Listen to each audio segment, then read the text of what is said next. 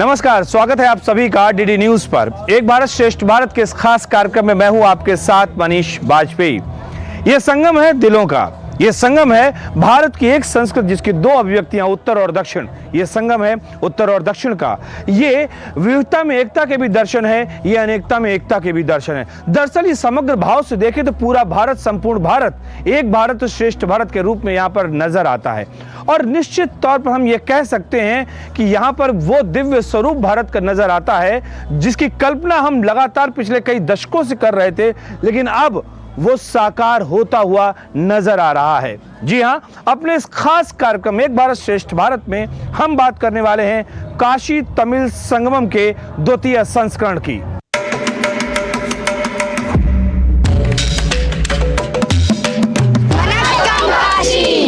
काशी तमिल संगमम एक ऐसा भव्य और दिव्य समारोह जिसने मोहा सबका मन। बाबा विश्वनाथ और मां गंगा की भूमि बनारस पर इस उत्सव का खूब चढ़ा रंग। समृद्ध इतिहास और गौरवशाली विरासत की दिखी यहाँ पर झलक। उत्तर और दक्षिण भारत के संबंधों के इतिहास को पुनर्जीवित करने वाला ये था विराट मंच। मंत्रों की गूंज, हर दिन होने वाले सांस्कृतिक कार्यक्रम और दक्षिण और उत्तर के कलाकारों के नृत्य और गायन ने यहाँ ऐसा समा बांधा कि पांव के साथ हृदय भी थिरक रहे थे अनवरत। सारे कार्यक्रम अब की बार नमो घाट पे आयोजित किए गए हैं। पिछली बार बीएचयू का प्रयोग इसमें किया गया था, लेकिन अब की बार गंगा नदी के किनारे ही उनको नेचुरल एक एनवायरनमेंट में रखते हुए ये कार्यक्रम आयोजित किए जा रहे हैं। वहाँ पे उनके एकेडमिक सेशन होते हैं जिसमें वो सिमिलर ग्रुप से इंटरेक्ट करते हैं। जिस नेचर का ग्रुप आता है उसी नेचर के उत्तर प्रदेश के लोग, विभागीय लोग उनको यहाँ की जानकारी देते हैं, वे लोग वहाँ की जानकारी देते हैं, तो आदान प्रदान विचारों का किया जाता है। प्रधानमंत्री श्री नरेंद्र मोदी जी के एक भारत श्रेष्ठ भारत के विजन के अनुरूप और केंद्रीय शिक्षा मंत्रालय द्वारा आयोजित इस संगमम ने गंगा की अविरल धारा संग छेड़ा एकता का राग। तमिलनाडु से काशी आने का मतलब है महादेव के एक घर से उनके दूसरे घर आना। तमिलनाडु से काशी आने का मतलब है मदुरई मीनाक्षी के यहां से काशी विशालाक्षी के यहां आना। प्रधानमंत्री श्री नरेंद्र मोदी जी ने काशी तमिल संगमम के उद्घाटन के अवसर पर काशी तमिल संगमम एक्सप्रेस को हरी झंडी दिखाई। साथ ही उन्होंने तमिल ग्रंथों का विभिन्न भाषाओं में अनुवादित पुस्तकों का विमोचन भी किया। इस संगमम में पहली बार AI टेक्नोलॉजी का प्रयोग भाषा के अनुवाद में किया गया। हजारों प्रतिनिधि जब काशी तमिल संगमम में तमिलनाडु से गाते गुनगुनाते शामिल होने आ रहे थे तो उनके चेहरे की खुशी देखते ही बनती थी। पुराने बहुत घुसने ये जाएगा, ये फेस्टिवल जाएगा में हम से रामनाथ डिस्ट्रिक्ट परमगुड़ी में आएगा। ये फर्स्ट टाइम पूरा में फर्स्ट टाइम में काशी में जाएगा। उधर से ये सेंट्रल गवर्नमेंट और स्टेट गवर्नमेंट ने मेर्ज होएगा। ये श्रेष्ठ भारत एक भारत ये उसका योजना में पूरा में जाएगा। वो अच्छी तरह ने घुस गए हमें। और जब उन्होंने काशी की धरा पर रखे अपने पांव तो काशी वासियों ने किसी अतिथि की तरह नहीं बल्कि अपने परिवार के सदस्य की तरह उनका किया भव्य स्वागत। तमिलनाडु के लोगों ने भी काशी वासियों को गले से लगाया और महादेव की इस नगरी की दिव्यता में खो गए। 15 दिनों की इस अवधि के दौरान तमिलनाडु से आए हजारों प्रतिनिधियों ने काशी विश्वनाथ और अन्य मंदिरों के दर्शन के साथ साथ सारनाथ, प्रयागराज और अयोध्या की यात्रा भी की। We are very much blessed to be here. I thank our Honorable Prime Minister Shri Narendra Modi ji for providing us this opportunity. Not only Kashi Vishwanath, Varanasi has its own culture and heritage. The Ashoka Chakra that we saw is the dream come true day for everyone here. I again thank our Honorable Prime Minister Modi ji for this event. Thank you, Modi ji. We see many stalls. Just a few seconds ago, I was there at a stall learning the 22 scheduled languages of India. Like, it's a great experience to learn about different cultures, different traditions, know about them. यहाँ साहित्य, कला, प्राचीन ग्रंथ, अकादमिक आदान प्रदान, आधुनिक नवाचार, एड्यूटेक, सेमिनार और नेक्स्ट जेन टेक्नोलॉजी के रंग में काशी और तमिलनाडु के वासी रंगे दिखे।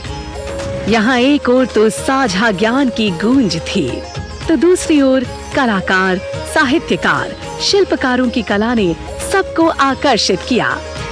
भारत सरकार के विभिन्न मंत्रालयों के स्टॉल इस संगमम के मुख्य आकर्षणों में शामिल रहे।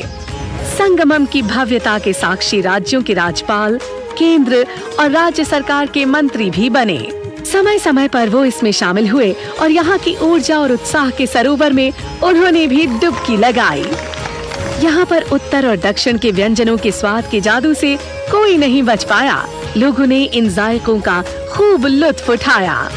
भावनात्मक और रचनात्मक रिश्तों की डोर से बंधे इस संगमम की यात्रा अपने अंतिम पड़ाव पर पहुँच गई है, लेकिन संस्कृतियों और विविधताओं के उत्सव की यात्रा तो चलती रहेगी युगों युगों तक।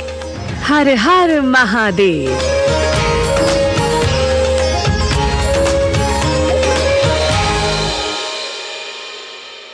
जैसा हम आपको लगातार बता रहे हैं, काशी तमिल संगमम में अलग अलग तरह की चीज़ें, प्रोडक्ट्स हमें दिखाई पड़ रहे हैं। और ख़ास बात यह है कि जो स्वदेशी का विचार है, जो स्वदेशी की बात को लगातार हम बुलंदी से रख रहे हैं, उसमें एक बड़ा और प्रमुख नाम कोयर बोर्ड का आता है। कोयर बोर्ड का मतलब जो हमारे जूट, कोकोनट से जो चीज़ें बनती हैं उसको लेकर हम बात कर रहे हैं।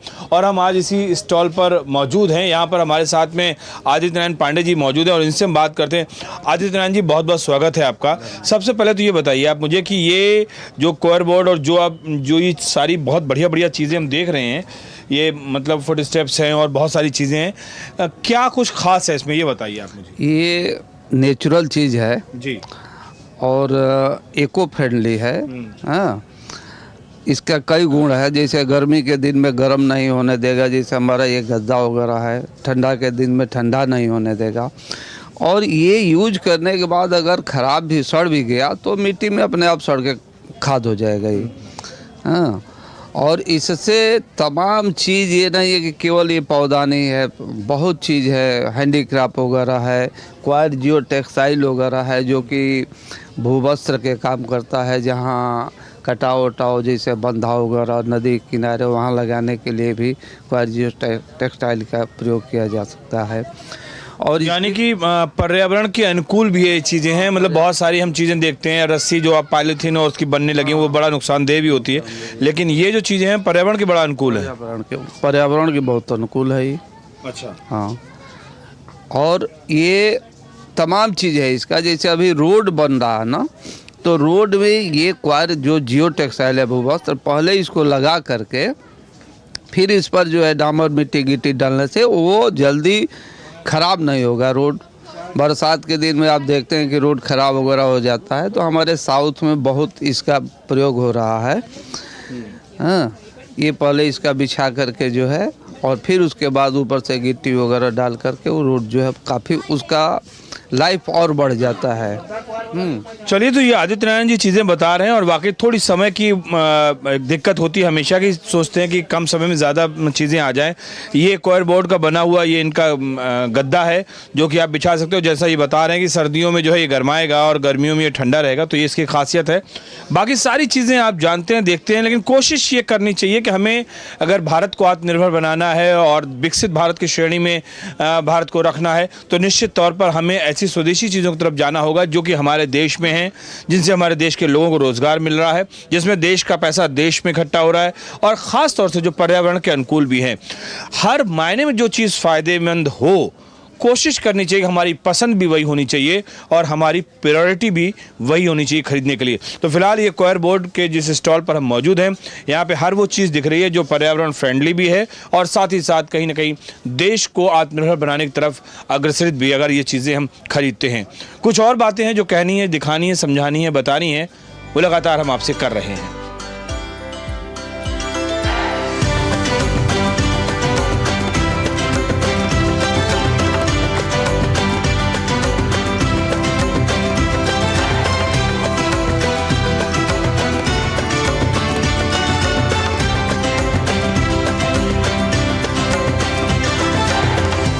एक बात तो बिल्कुल सच है, इस देश में चाहे वो इंजीनियरिंग सेवा हो, मैनेजमेंट हो, एमसी हो, एमबीए हो, कंप्यूटर साइंस हो, कई अधिकारी हो, सब कुछ है। बहुत से सारे प्रोफेशन जिनको आप पढ़ते हैं, जिनके बारे में आप स्किल हासिल करते हैं और उसके बाद में उस प्रोफेशन में आप जाते हैं। लेकिन ये जो चीज़ें हैं ना, जिनको मैं देख रहा हूँ, वाकई जब मैं इनको देखता हूँ तो मुझे तो कम से कम ऐसा प्रतीत होता है कि इनको जो बनाने वाले लोग हैं, परमात्मा उनको कुछ खास गुण बना के भेजता है, उनको वो गुण देता है, उनको वो सलाहियतें देता है जिससे कि वो ऐसी कृतियाँ बना सके। और ये महज कृतियाँ नहीं, बल्कि मैं जो यहाँ पर फील कर रहा हूँ, मैं इनको यहाँ पर देख रहा हूँ तो ऐसा लग रहा है ये चेहरे मुस्कुराते हुए हैं। आप इनसे बात कर सकते हैं, इनके साथ गुनगुना सकते हैं और देखिए किस तरीके से नृत्य हो रहा है और सारा का सारा भाव भंगिमा जो चेहरा बना हुआ है वो बहुत अच्छा बना हुआ है। ये वो सारी चीज़ें मैं इसलिए बता रहा हूँ कि ये स्वदेशी है, ये खिलौने हमारे बचपन के हिस्सा रहे हैं। ये खिलौने कहीं ना कहीं हम ये कह सकते हैं कि हमारी इनके साथ न जाने कितनी यादें जुड़ी हुई हैं। परियों की कहानियां हो, राजकुमारों की बातें हो, तमाम राजा और रानियों की कहानियां हो, इन कृतियों के माध्यम से इन कहानियों को अंजाम भी दिया गया है, इनको कहा गया है। ये ऐसी सारी बातें हैं जो कि मैं काशी तमिल संगमम में देखने को मिल रही हैं और मैं तो इनसे कम से कम बहुत ज़्यादा प्रभावित हो रहा हूँ। और आपसे भी ये मैं आग्रह कर रहा हूँ कि जब कभी आप अपने बच्चों के लिए कोई चीज़ सामान खरीदें तो निश्चित तौर पर वो न केवल स्वदेशी हो बल्कि उसका जुड़ाव हमारी संस्कृति के साथ रहा हो।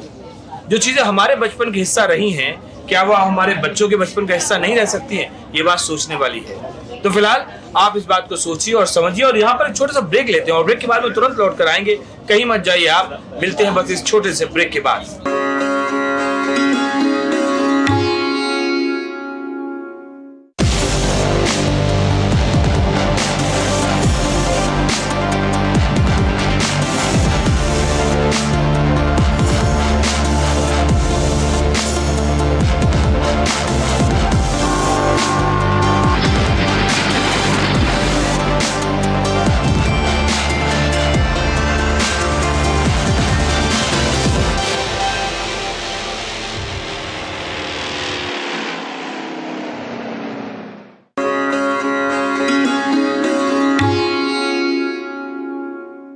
Welcome back. ब्रेक के बाद एक बार फिर से आप सभी का स्वागत है डीडी न्यूज़ पर। एक भारत श्रेष्ठ भारत के इस खास अंक में मैं हूं आपके साथ मनीष बाजपेयी। और यकीन मानिए ब्रेक के दौरान भी मैं इन कृतियों को बड़ा गौर से निहार रहा था। हर किसी में हर कुछ एक नई कहानी है, उसकी कहानी के साथ साथ बहुत सारी यादें जुड़ी हुई चली आती हैं। दरअसल ये तंजौर का जो है आर्ट है, शिल्प है और इसको लेकर जो हमारे साथ में यहाँ पर मौजूद लोग हैं, जो कारीगर हैं, इनसे भी हम बात करने की कोशिश करेंगे और ये ज़रूर हम आपको बताने की कोशिश करेंगे कि इस आर्ट के बारे में माननीय प्रधानमंत्री श्रीमान नरेंद्र मोदी जी ने भी अपने मन की बात कार्यक्रम में जिक्र किया है। आप अपना नाम बताएं और बताएं इसके बारे में, what's the importance about this craft, और उसके बारे में थोड़ा बताएं हमें। प्रधानमंत्री मोदी जी स्पीक टू मन की बात प्रोग्राम आफ्टर प्रोडक्ट डेवलप, अच्छा डेवलप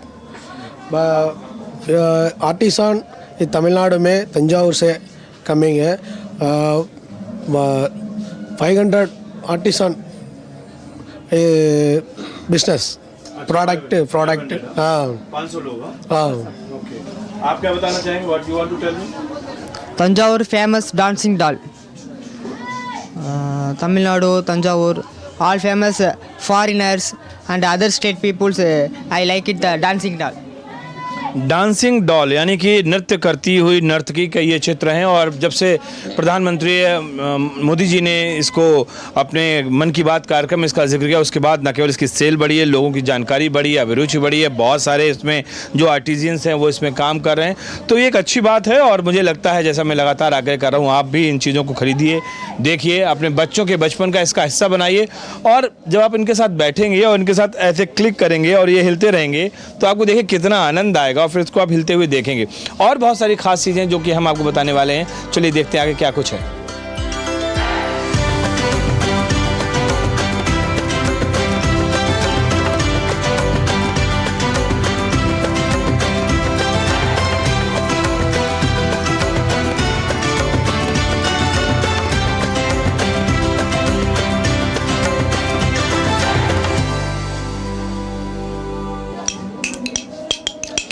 मेरे हाथ में जो ये खिलौना आप देख रहे हैं, ये लकड़ी का बना हुआ है।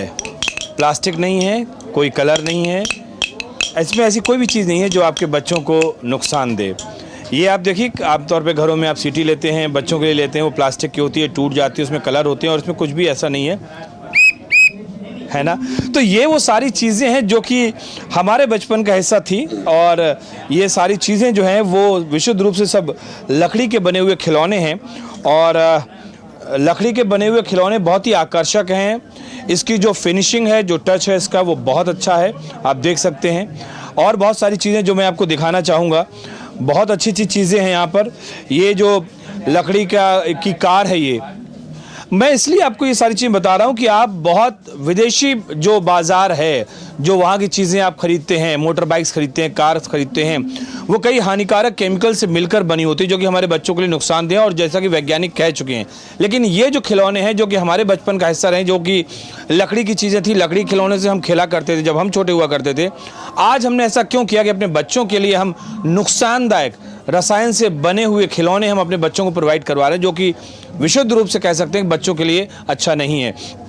ये मैं इसलिए कह रहा हूँ कि कोशिश करिए कि जब हम ये वुडन जो खिलौने हैं इनको खरीदेंगे तो हमारा देश आत्मनिर्भर होगा, और हमारा देश आत्मनिर्भर होगा तो निश्चित तौर पर जो विकसित भारत की बात माननीय प्रधानमंत्री जी करते हैं, उस विकसित राष्ट्र की श्रेणी में हमारा भारत जल्द ही आएगा। घर का पैसा घर में ही है, घर के ही लोगों को आर्थिक रूप से उनका उन्नयन हो रहा है, हमारे जो कारीगर लोग हैं उनके घरों में एक तरीके से कह सकते हैं कि पैसा पहुंच रहा है।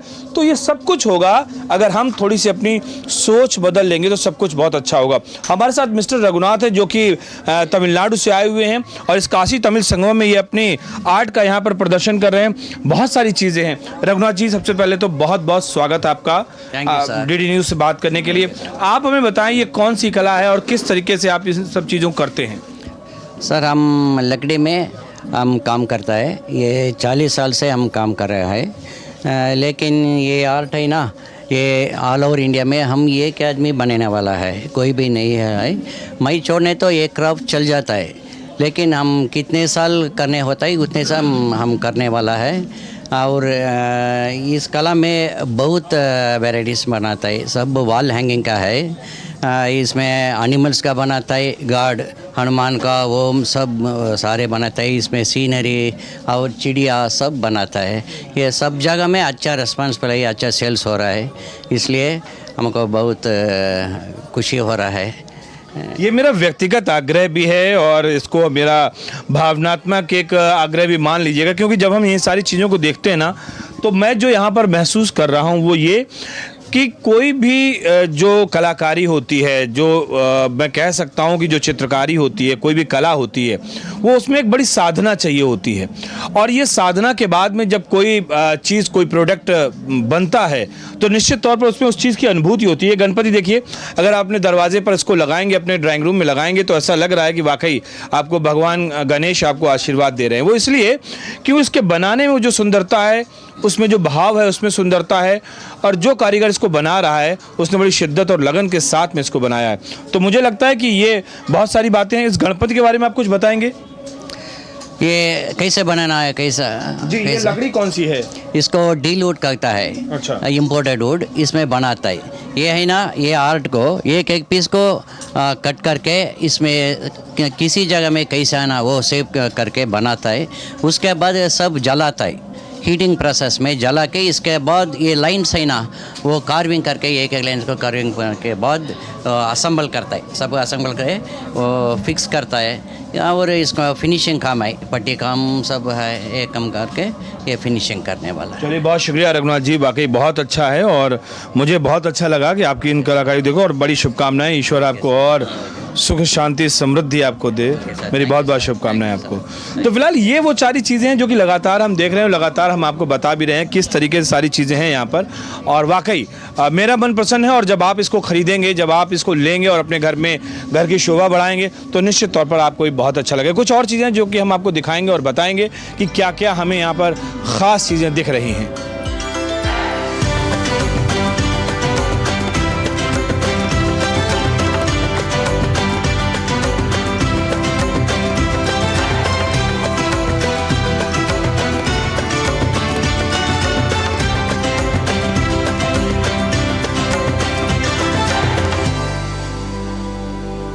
लगातार काशी तमिल संगमम के बारे में आपको बता रहे हैं और दरअसल अब जिस शॉप पर इस वक्त मैं खड़ा हुआ हूं उसके पहले दो पंक्तियां मेरे जहन में आती हैं और वो ये कि कहने वालों ने ये भी कहा है कि कला के साथ अगर आपका इश्क हो जाए तो कुछ लैला और मजनू की तरीके से इश्क होता है। उसकी वजह ये है कि पहले तो ये आपको बहुत तड़पाती है, मिलती ही नहीं है कह लीजिए, लेकिन एक बार अगर ये आपको मिल जाए यानी कला में आप सिद्धि हासिल कर लें तो फिर इसका इश्क जो है कला के साथ यानी कि लैला और मजनू जैसा हो जाता है। और उसके बावजूद भी, इतना इश्क परवान चढ़ने के बावजूद भी और बहुत सारे लोग ये लैला मजनू नहीं बनना चाहते हैं। माँ बाप कहते हैं अपने बच्चों का भविष्य कला में डालकर हमें क्या खराब करना, क्या कलाकार बनाएंगे। लेकिन अब जमाना बदल रहा है और ये बात मैं इसलिए कह रहा हूं कि पूरे देश भर में बल्कि दुनिया में इस कला के कदरदान चाहने वाले बढ़ रहे हैं और मुंह मांगी कीमत पर अब इस कला को खरीदने वाले, उसके कदरदान बढ़ चुके। इस समय हम हैं इस स्टॉल पर और ये स्टॉल है ओम प्रकाश शर्मा जी का। और ओम प्रकाश शर्मा जी के बारे में कुछ हम ये बात ज़रूर कहना चाहेंगे कि माननीय प्रधानमंत्री जब नरेंद्र मोदी जी जब जर्मनी के दौरे पर गए थे और उन्होंने वहाँ के राष्ट्राध्यक्ष को जो कृति भेंट की थी, जो एक अनुपम उपहार भेंट किया था, वो लगभग कुछ कमोवेश वो शायद बात है इंडोनेशिया की। इंडोनेशिया के राष्ट्रपति को, माफ़ करिएगा, इंडोनेशिया के राष्ट्रपति जी को एक ऐसे राम दरबार का चित्र माननीय प्रधानमंत्री जी ने भेंट किया था। और ख़ास बात यह कि इंडोनेशिया में वहाँ पे इस चित्र को जब भेंट किया गया उस समय के बाद से जो ओम प्रकाश शर्मा जी हैं उनके पास लगातार मीडिया वाले, तमाम पूछने वाले इतने लोग आ गए हैं कि ओम प्रकाश शर्मा जी कह रहे हैं कि हम कुछ काम कर ही नहीं पाए, हमारे पास इतने सारे लोग आ गए कि एक महीने तक हमारा काम ही ठप हो गया कि हम क्या करें। ओम प्रकाश शर्मा जी, सबसे पहले तो ये बताएं कि माननीय प्रधानमंत्री जी ने आपकी इस कृति को जब इंडोनेशिया के राष्ट्रपति जी को भेजा, आपको क्या महसूस हुआ? हमको तो जो खुशी मिली, क्योंकि आर्ट के साथ हमारी जो पहचान बढ़ी वो हम शब्दों में कहना मुश्किल है, मगर हम बता रहे हैं कि ये ऑर्डर हमको लखनऊ में जब मिला, माननीय प्रधानमंत्री वहाँ पे हुआ था एक ग्राउंड ब्रेकिंग सेरेमनी, तो उसमें हमारी इस कला से बुलाहट थी, तो लखनऊ गए हुए थे, वहाँ पे हमको ये राम दरबार का ऑर्डर मिला, तो हम काफ़ी खुश होकर के बहुत अच्छा कलाकृति बना करके हम दिए। इसलिए दिए कि माननीय प्रधानमंत्री जी के पास जा रही है हमारी बनाई हुई कलाकृति। उसके बाद एक तो हमारे प्रधानमंत्री जी काफ़ी गहराई से सोचते हैं कि हमारी आर्ट कैसे विकास करेगी।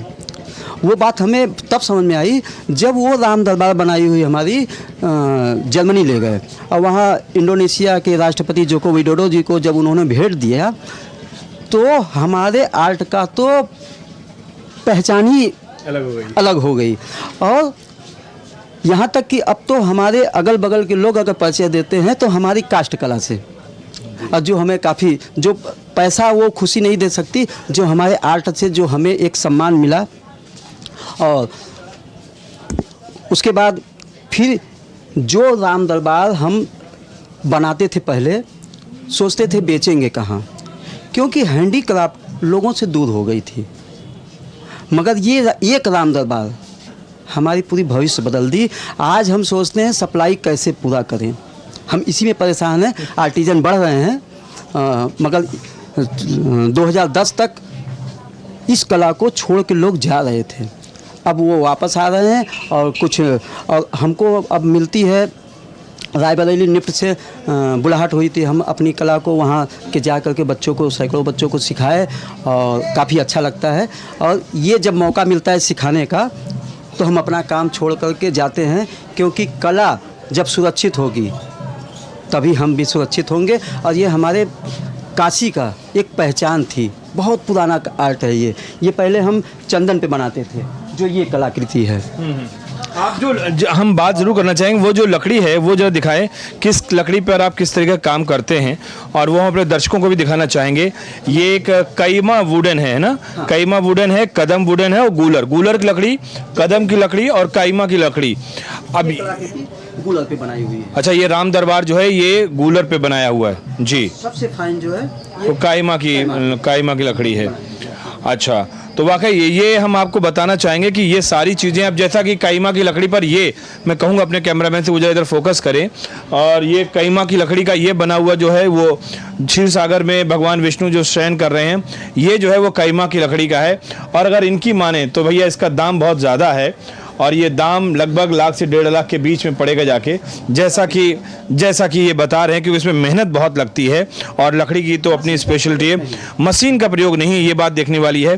तो मैं ज़रूर आग्रह करूँगा, जब आप लोग अपना उपहार देते हैं, किसी को अपने प्रियजन को देते हैं, कोई गिफ्ट करते हैं, तो ज़रूर इन चीज़ों को खरीदें जिसमें कि कहीं ना कहीं एक भारत की संस्कृति भी झलकती है, एक प्रेम भी झलकता है, और जब कलाकार बनाता है उस चीज़ को तो उसकी जो मोहब्बत है अपनी कला के प्रति वो भी इसमें दिखती है। कुछ कहना चाहते हैं आप? अयोध्या में म्यूजियम में हमारी बनाई हुई कलाकृति गई है, वहाँ पे रामायण संबंधित कई दृश्य गई है जो कि किसी के माध्यम से गई है, मगर वो हमारी बनाई हुई अभी ऑर्डर भी है, हमको भेजना है। मतलब ये है कि ओम प्रकाश शर्मा जी का वाकई मतलब परमात्मा ने इनके ऊपर असीम कृपा दिखाई है, इनके ऊपर अनुकंपा है और लगातार ये बड़े बड़े प्रोजेक्ट्स हैंडल कर रहे हैं और बड़ी बड़ी चीज़ें कर रहे हैं। हमारी भी आपको बहुत बहुत शुभकामनाएं हैं, आप ऐसे ही मुस्कुराते रहो और आप जैसे ही कई और लोग सामने आए जो इस कला का संरक्षण भी हो और इसका संवर्धन भी हो।